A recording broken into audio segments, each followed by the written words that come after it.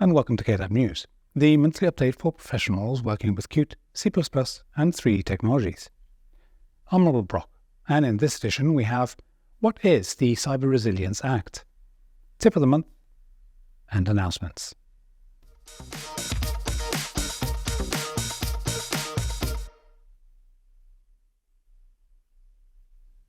This month's edition won't have the usual interview, but instead we'd like to bring to your attention the Cyber Resilience Act, or CRA for short. The CRA was finally drafted at the end of 2023 and will now go through EU legislation. This means that it probably still won't take effect until sometime in 2025, but if you manufacture or import products with digital elements, or PDE, meaning any software or hardware product and its remote data processing solutions, with some exceptions, you may already want to start checking what the CRA could incur on your product development.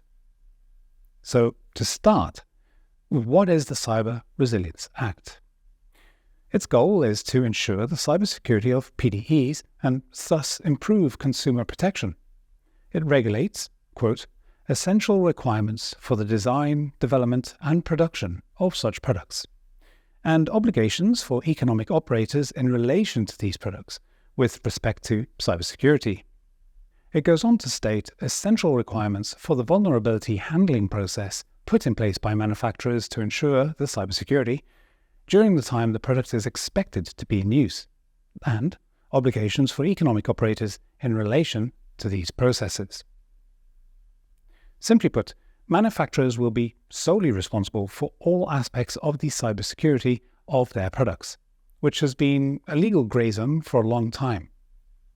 This is probably good news for open source developers who today have no control over the use of their software, but theoretically could be made responsible for any security issues caused by their software. Or at least manufacturers using their software could reject their responsibility to maintain it, although they shipped it. On the other hand, some people in the open source space are worried that this might deter companies from using open source components. Despite these understandable worries, new opportunities might also arise around financing models and service offerings for maintained open source software. It remains to be seen if and how the CRA will shake things up. It is almost certainly good for consumers, though, who will hopefully be better protected against cybersecurity threats. For example, currently it isn't clear who is responsible for a vulnerability caused by an open source library used in a commercial product. The CRA clearly states the liability for eventually unmaintained open source software libraries incorporated in the product will shift completely to the manufacturers or importers who provide the product to the end customer. The regulations will also entail wide-ranging obligations of documenting the risk assessment. Another aspect is the obligation to ensure the products with digital elements can be updated, which can be a technical challenge for remote embedded devices. For now, though, the CRA is not currently law, and details within it may still change during the legislative process before taking effect in a year or more. Please also note that this is by no means legal advice, but just a view of what could be, as it may affect crucial parts of product development, shipping, and code maintenance in one way or another. We've linked a few resources below for you to follow and read yourselves. What are your thoughts on the CRA? Will it affect you as a developer, a user, or as a business? And were you already following the CRA and making preparations? Why not leave us a comment below? We'll definitely keep an eye on the topic and give you updates as and when new aspects occur. In the previous edition, I recommended a blog by my colleague Lauren Burkholder about how to make C++ and Rust in your application. In part 1, he discussed the problem and how he came up with the idea to use the language D to glue C++ and Rust together.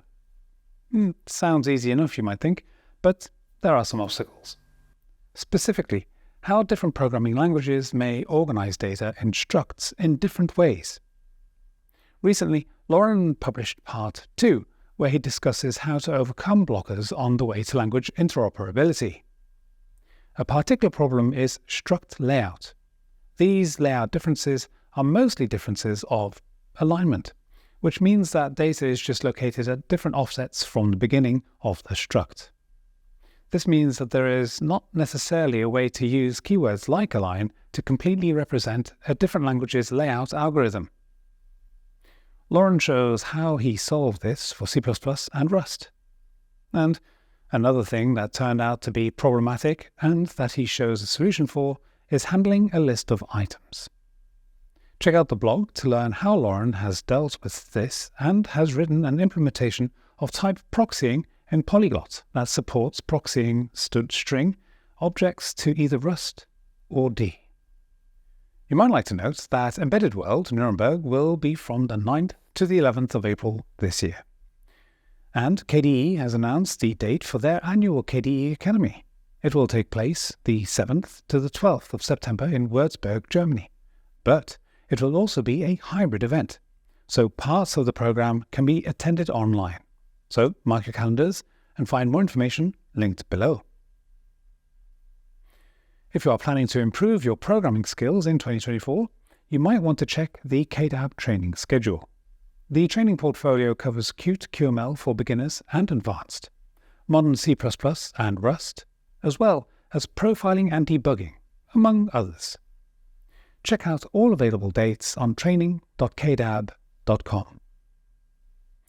And we're very pleased that KDAB's Jesper Petersen, probably the most popular face on Qt-related YouTube, has been rewarded for his contribution to the Qt community growth through his series of Qt tutorials in video form.